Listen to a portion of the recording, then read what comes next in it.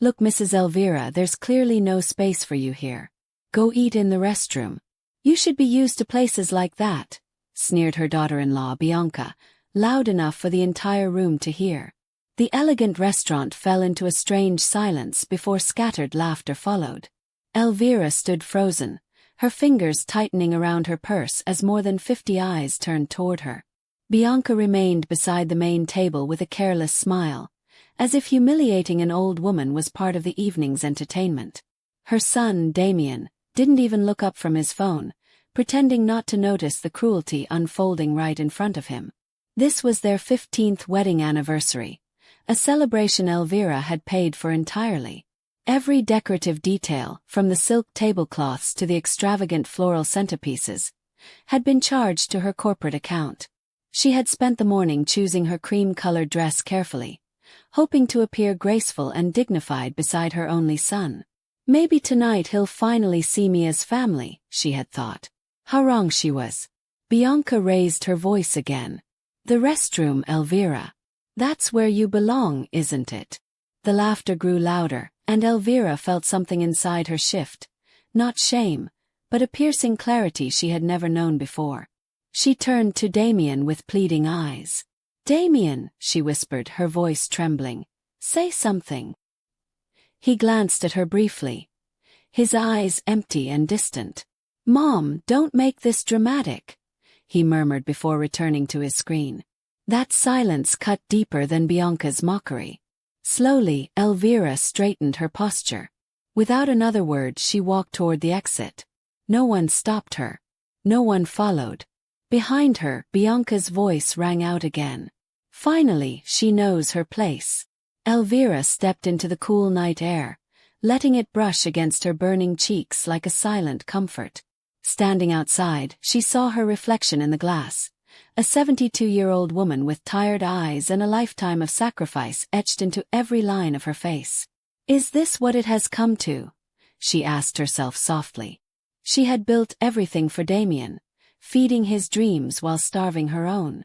With slow determination, she pulled out her phone and dialed her longtime attorney.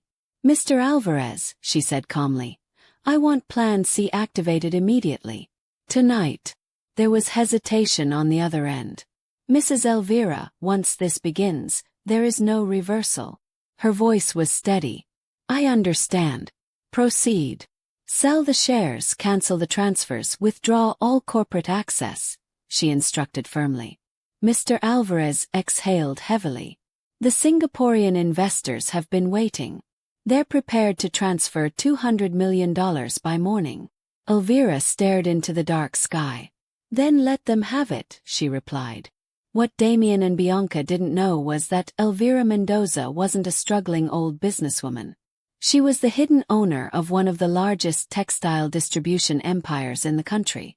For years, she had played invisible, pretending to be small so no one would see her power. She walked to her old silver sedan, the same car Damien had mocked for years. "You need something more respectable, Mom," he had often said. But Elvira never cared for appearances. She valued silence and peace. Sitting behind the wheel, she imagined Damien and Bianca raising their glasses, laughing freely, unaware that the foundation beneath their luxury was crumbling. Her phone vibrated. A message appeared. "Grandma, where did you go? I saw you leave. Are you okay?" It was her granddaughter, Liana, the only soul in that family who still showed genuine care. "I'm fine, my dear. Don't worry. Enjoy the night," she replied gently. She didn't want Liana caught in the storm that was about to break. 30 minutes later, her phone rang again. "Everything is in motion," Mr. Alvarez confirmed. "Your son's corporate card has been suspended. All future transfers are cancelled. The condo remains under corporate ownership. Eviction can be initiated within 30 days. Elvira closed her eyes. "Thank you," she said softly. Her voice held neither rage nor triumph, only quiet certainty. As she drove home, memories flooded her mind.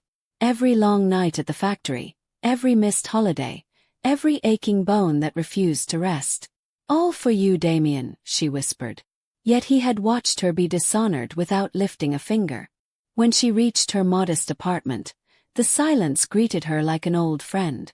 This small space, with its aging furniture and faded curtains, had been her sanctuary for decades. She preferred it to the luxury Damien flaunted proudly. "No more," she murmured. "I will not shrink so they can grow." Inside, her phone began to ring endlessly.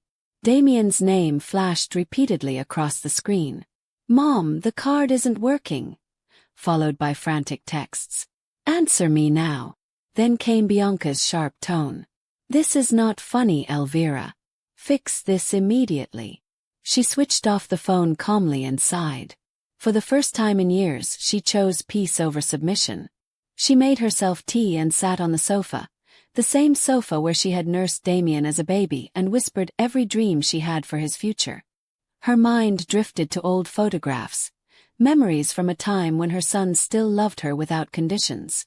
"You're my hero, Mama," he had once said. Tears filled her eyes, but her posture remained strong. "Heroes deserve respect too," she whispered. When she turned her phone back on later, dozens of messages awaited her. Panic, anger, blame, accusations. Yet one message stood apart. "Grandma, whatever happened, I'm on your side. I love you." Leona's words warmed her heart, a reminder that not all love was false. That night, while the world slept, Elvira realized something important. "I wasn't born to be their shadow," she murmured.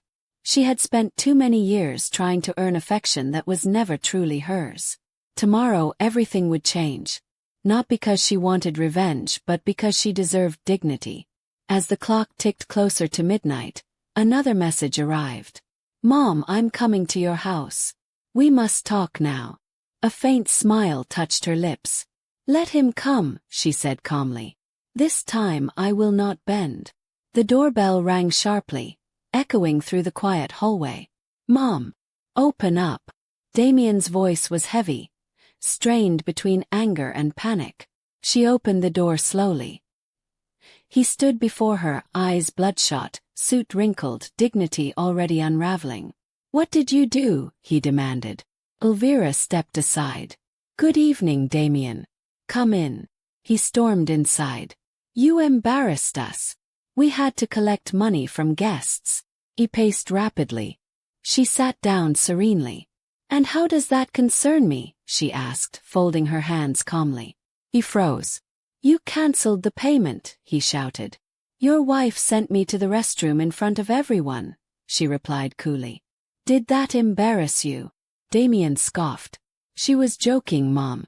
You're too sensitive." Elvira leaned forward slightly. "Is humiliation now considered humor?" Her voice remained steady, but her eyes held years of unspoken pain. "You allowed her to degrade me like a servant," she continued. "And you said nothing." He looked away, unable to answer her silent truth from that moment onward. The power had shifted. Elvira no longer spoke like a desperate mother begging for love, but like a woman reclaiming her worth. "I have supported your lifestyle for 15 years, she said calmly. "And tonight you made it clear I am not welcome in your world." Damien softened slightly. "Mom, we didn't mean."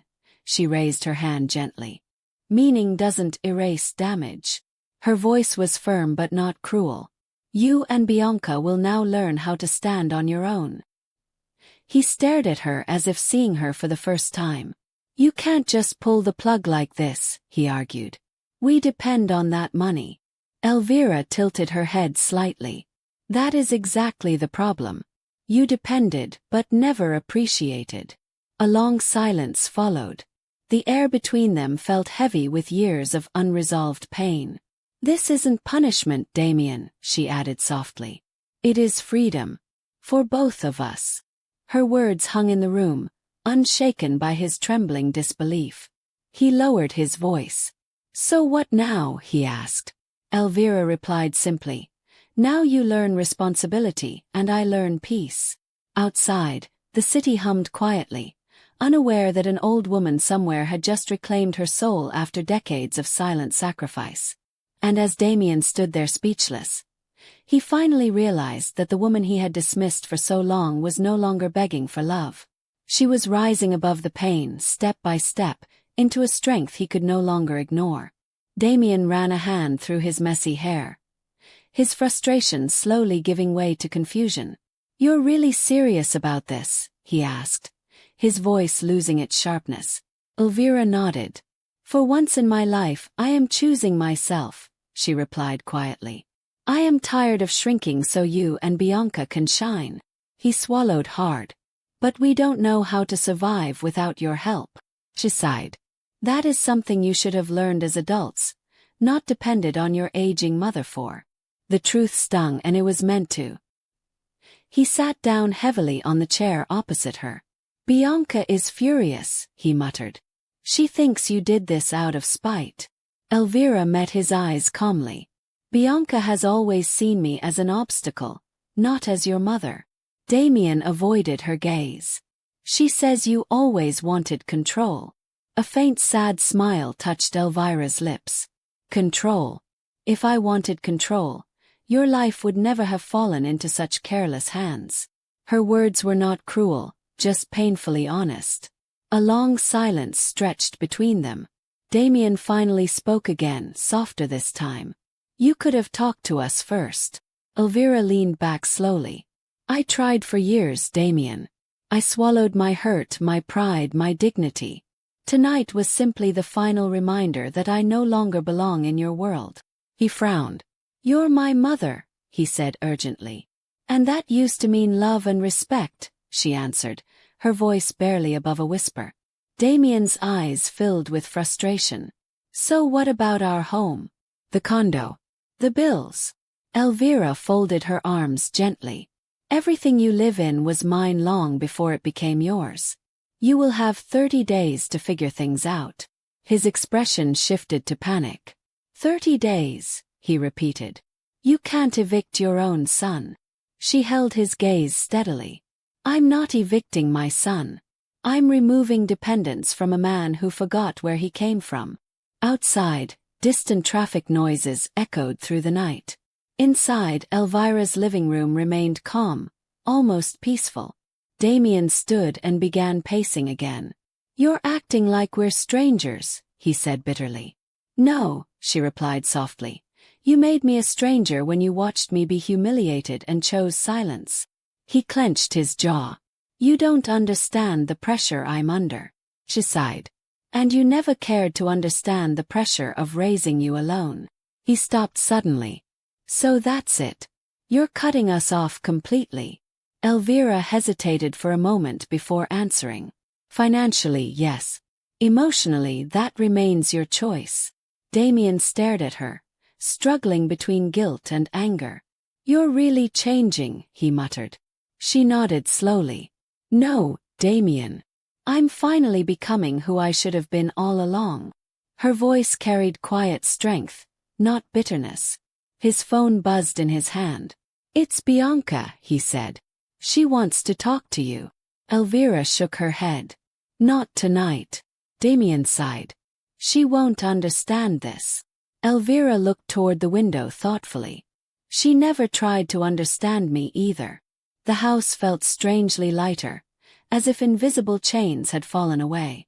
For the first time, Elvira felt free to breathe without apology. He looked around the small apartment with fresh eyes, noticing the worn furniture, the modest decor, the stillness. "You've lived like this all these years while paying for our luxury," he whispered. Elvira smiled faintly. "I thought happiness meant giving you everything." He lowered his head shamefully. "I forgot how much you sacrificed." Her expression softened slightly. "Sacrifice is only meaningful when it is honored." Tears began to edge into Damien's eyes. "I don't know how we got here," he confessed. Elvira stood slowly. "We got here because love turned into obligation, and gratitude turned into entitlement." She walked toward the kitchen, pouring herself another glass of water. "You must leave now," she added calmly. "Tonight needs silence." He hesitated. "Mom."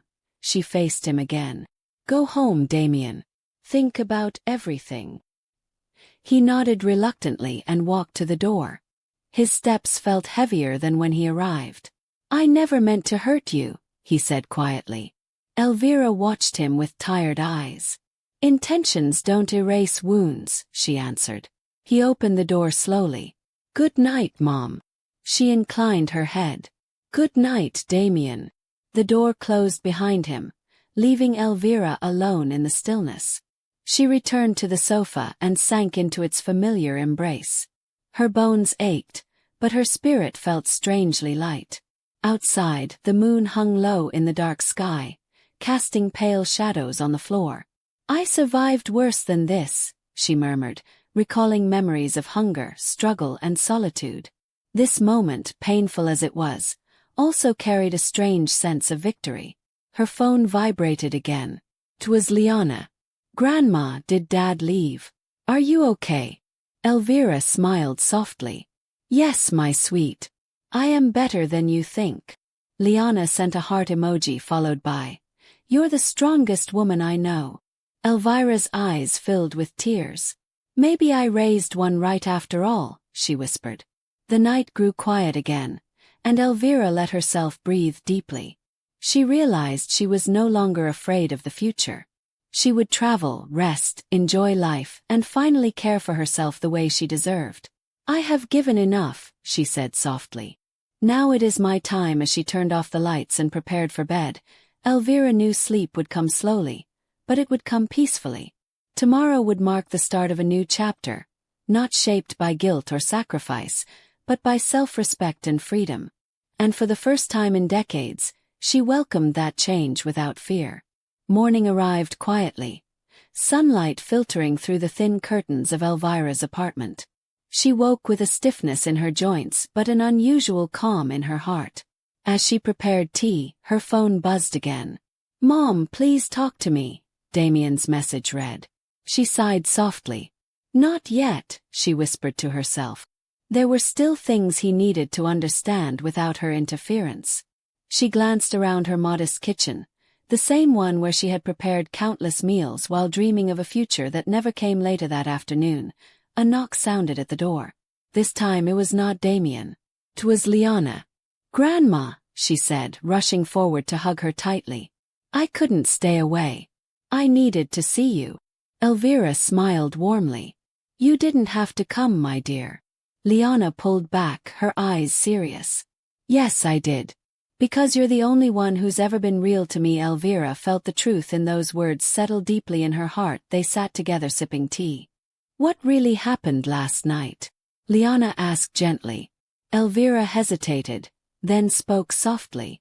Your father forgot that respect is not optional, even for family. Liana frowned. Mom and Dad act like everything is owed to them. Elvira sighed. And I taught them that by always saying yes. Liana shook her head. You were just loving. Elvira smiled sadly. Love without boundaries becomes pain. Across the city, Damien and Bianca sat in tense silence. Your mother has lost her mind, Bianca snapped. She's punishing us for a silly joke. Damien said nothing. He could still hear Elvira's calm voice telling him he had chosen silence over her dignity. Maybe it wasn't just a joke, he murmured. Bianca scoffed. You're taking her side now. He stood abruptly. No, I'm finally seeing the truth. Back at the apartment, Elvira watched Liana scroll through her phone. Grandma, what are you going to do now? She asked. Elvira leaned back thoughtfully. I will live, she replied simply. I will see places I never had time for. I will rest. I will enjoy the money I earned instead of handing it over to people who never respected me. Liana smiled. You deserve everything good that's coming. Elvira chuckled softly. So do you, my precious girl. The following day, Elvira received a call from Mr. Alvarez. The funds have been fully transferred. Everything is complete. She nodded even though he couldn't see her. Thank you, she replied. The reality settled in slowly. Her life had transformed. Not with noise or drama, but with quiet decision and courage. I have closed one chapter, she whispered after hanging up, and opened another. That evening, she stepped outside onto her small balcony, watching the sunset paint the sky in soft shades of gold and blue. "You did well, Elvira," she said to herself. The words felt foreign yet comforting. For years, she had only praised others, lifted them higher, and placed herself last.